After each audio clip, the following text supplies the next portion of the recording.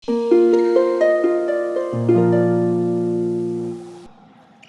Kidaler, selamat datang kembali di channel Hobi Kidal.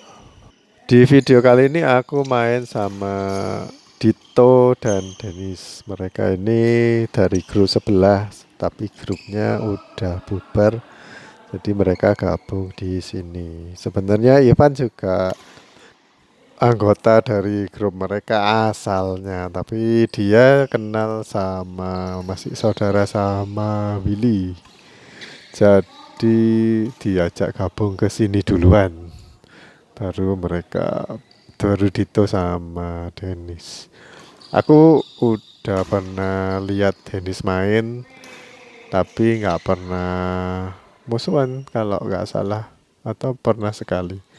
eh Sementara ini Dito sama Dennis selalu partneran. Aku nggak tahu kenapa kok nggak mau pisah. Tapi nggak apa-apa sih kalau memang mau partneran terus untuk menciptakan chemistry, tapi juga harus belajar bareng sih. Kalau aku lihat-lihat sebenarnya banyak dari gerakan atau teknik mereka yang kurang banyak ya, dari Tito sama Dennis. Termasuk Ivan juga masih kurang sih mainnya. Tapi kurangnya itu mbok ya jangan sampai 15-0 gitu loh. Maka dari itu di video ini buat anak yang belajaran, aku mau kasih tips biar kalian paling nggak bisa dapetin poin atau ngejar poinnya lawan. Jadi buat kalian yang pemula, ini di video ini aku kasih PR ya buat kalian semua. Biar nggak ngisin-ngisini. Hal pertama yang aku lihat yang paling besar kelemahan dari mereka ya, itu kekurangan formasi. Jadi formasi mereka itu banyak bolong-bolongnya. Jadi aku lebih enjoy aja bisa nempatin ke tempat-tempat yang bakalan sulit buat mereka raih atau buat mereka mengembalikan bola. Lalu yang kedua ya kayak gini, kalau di smash satu kali itu mati, paling banter dua kali, terus mati. Kalau Dito sebenarnya levelnya lebih bawah dikit dari Dennis. Dennis kalau di depan netting silangnya bagus, bisa tipis. Tapi kalau lawan bisa mengembalikan atau lawan udah siap, dia bakal mati karena gerakannya netting silangnya itu agak sedikit nyeleneh ya. Jadi sampai dia itu agak keluar atau posisi badannya itu malah enggak, untuk meraih ke arah satunya itu agak sulit. Misalkan tadi itu Dennis kan kasih netting ke kanan ya. Tapi kalau sama lawan dikasih net di kanan, nanti dia nggak bisa lari ke kanan. Soalnya badannya itu arahnya kebalik. Kalau untuk formasi sepertinya Dennis tahu kalau bola dari Tito diangkat, dia harus misah. Tapi Dito kayaknya nggak tahu kalau teknik atau aturan kayak gitu. Dito masih belum paham. Terus Dennis itu juga banyak covernya. Jadi ketika Dito itu masih nurunin bola, Dennis udah buru-buru kepingin ke samping atau jaga kiri kanan. Defense itu yang penting sih. Jadi sewaktu ada yang angkat bola itu harusnya Dennis sama Dito lebih siap. Terus kakinya itu dibuka agak lebar. Jadi kan nyemes tuh belum tentu ke arah body kan. Misal kayak gini aku smash di sebelah kirinya udah mati. Harusnya kakinya itu dibuka lebar biar bisa cepat nerima. Terus ini juga posisi awal terima serve itu off balance kakinya. Kalau posisi seperti Dennis ini terlalu kaku, terus kakinya itu dia nggak siap, harus dia tuker ya kakinya itu, yang kiri dibuat maju ke depan supaya kaki kanannya itu jatuh.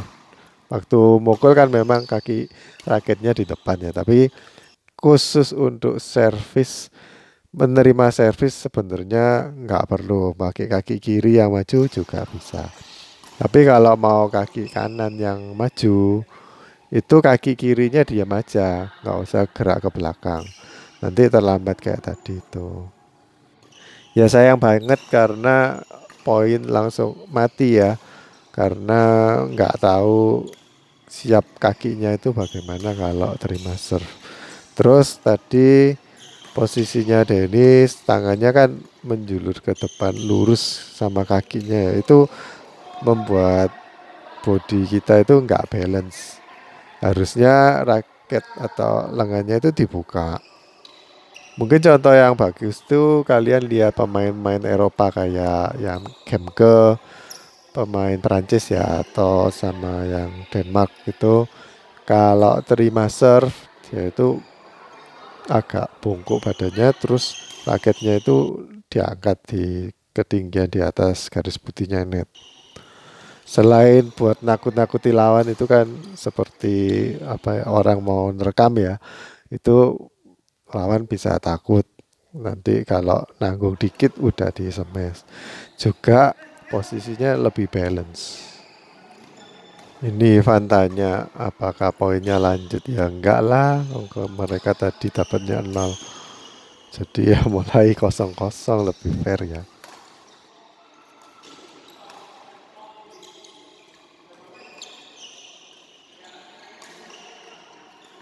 Oke, kita stop dulu videonya. Ini posisinya Denny salah. Harusnya dia berdiri agak maju, terus kakinya dibuka agak lebar. Kalau masih belum bisa backhand, sebaiknya agak sedikit ke kiri karena backhandnya Dennis kan di sebelah kiri ya. Tapi tetap kaki kanannya nggak boleh melewati garis. Oke, ini aturan basic. Dennis angkat bola seharusnya Dito itu mundur ke kanan. Tapi mungkin karena kelihatan nanggung ya, makanya Dito berlindung di depannya net. Ya meskipun nanggung tetap harus jaga di kanan karena lebih besar kemungkinan untuk mengembalikan bola. Terus kenapa kok tadi nanggung? Karena Dennis itu teknik pukulannya, ayunannya itu masih diayun, nggak memanfaatkan pergelangan tangan. Oke, ini Dito angkat bola, posisinya udah kiri kanan nggak apa-apa bener. Tapi harus siap-siap pakai backhand untuk mengembalikan. Ini kan kaki kirinya Dennis di depan, harusnya kan sejajar aja. Seperti yang aku tadi bilang, Dennis tuh terlalu banyak cover, mungkin karena kurang percaya sama Dito. Dito ngenet ke tipis bagus, terus harusnya ini bolanya Dennis. Tapi diambil Dito, ya udah sekarang Dito yang di belakang, Dennis harus siap-siap cover di depan. Ini masih bolanya Dito, nggak perlu Dennis itu cover, cukup jaga di depan. Akhirnya banyak bolongnya. Terutama di daerah kirinya Dennis itu banyak yang kosong. Di sama lawan bisa dikasih ke net atau ke belakang kiri, itu langsung mati.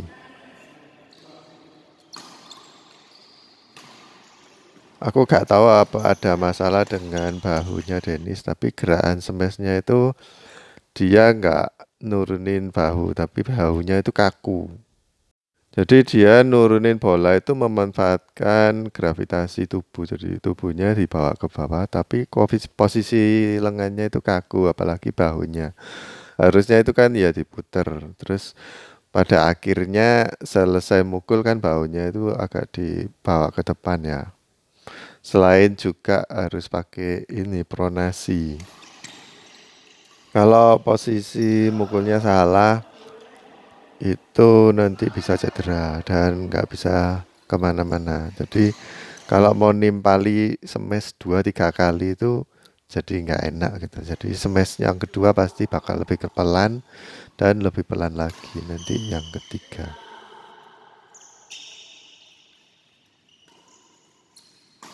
Dito, oh, stick smash oke. Bola di smash oke, tapi nggak siap untuk balik ke sisi satunya karena smashnya itu nggak menyulitkan lawan. Apalagi di smash ke tengah, udah gitu ada orangnya lagi.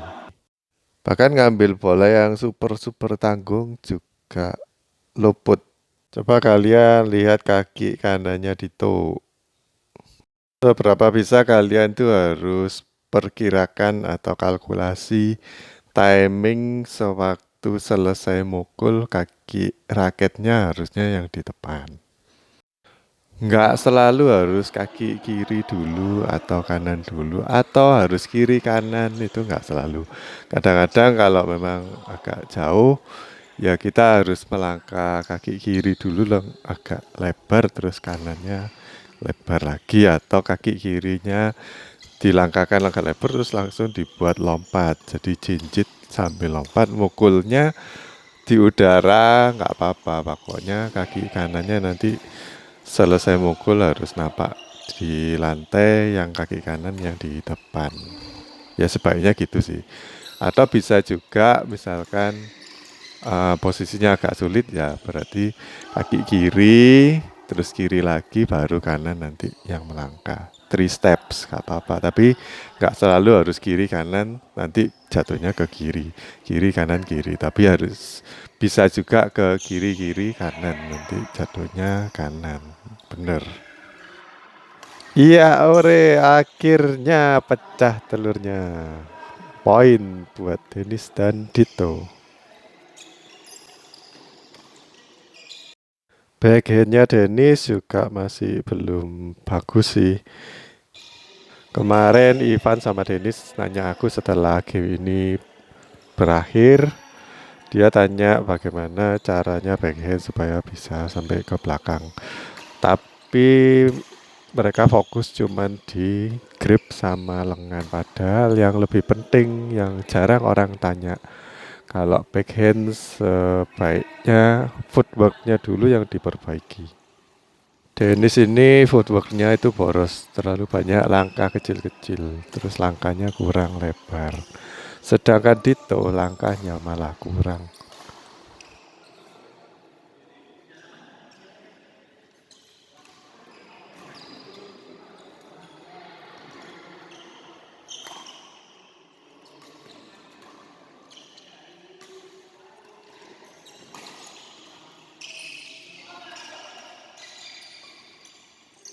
Ini yang bagus dari Dennis, net silangnya. Tapi kalau lawannya siap, pasti ngasih net. Terus Dennis gak bisa gerak ke arah situ. Karena badannya itu arahnya ke luar lapangan. Kakinya Dennis belum napak udah gerakan backhand. Kalau mau lebih kuat kakinya itu harus stabil dulu. Walaupun forehand pun kaki kalau nggak stabil pukulannya bakal kurang berkualitas.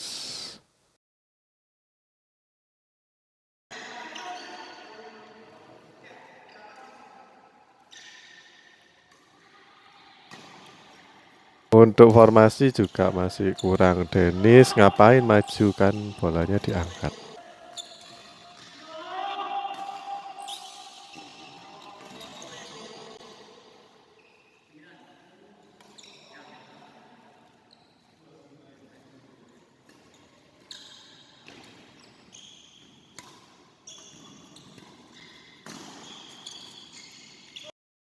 Dito habis mukul kaki kanannya nggak dibawa ke depan. Harusnya dibawa ke depan atau tuker lah minimal sama kaki kirinya. Jadi perputaran pinggang itu juga penting sih dalam badminton buat bantu pukulanmu biar lebih keras atau lebih tinggi.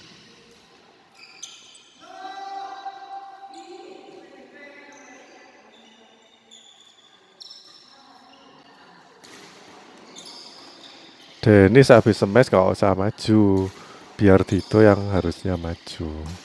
Atau kalau maju ya udah maju jangan mundur lagi, biar Dito yang ngambil di belakang.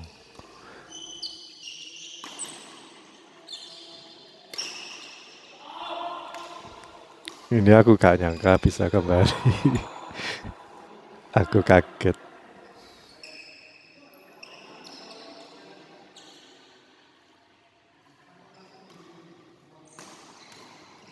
Ivan habis angka terlalu jaga di tengah, kurang jaga di kolomnya. Double. Kalau ada bola diangkat tuh pemain yang di kanan harusnya lurus sama arahnya shuttlecock. Dah akhirnya nambah lagi satu. Kalau main tanpa pengetahuan formasi itu mainnya jadi sendiri-sendiri.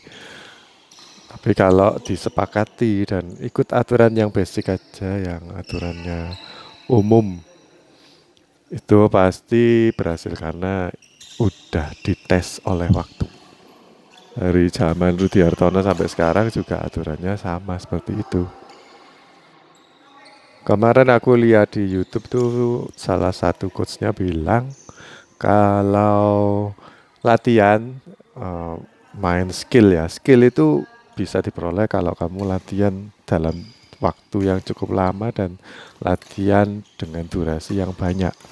Jadi jam terbangnya tinggi. Cuman kalau ilmu atau pengetahuan itu bisa langsung kamu terapkan semenjak kamu tahu dan memahami aturannya. Tapi kalau kamu nggak percaya aturan itu ya nggak percaya nggak akan melakukan, jadi ya zero, nggak ada manfaatnya buat kamu. Tapi kalau kalian paham dan pingin coba, coba aja dulu kalau memang benar-benar berhasil. Ya kalau badminton tuh kadang kita nggak bisa kayak ilmu matematika ya, satu tambah satu sama dengan dua. Tapi menilainya pakai percentage atau persen. Kira-kira kalau kamu melakukan itu prosentase keberhasilannya berapa persen. Kalau persentasenya tinggi ya sebaiknya lakukan seperti itu terus. Oke, gamenya udah berakhir. Sebenarnya masih kurang sih. Tadi rupanya salah hitung mereka.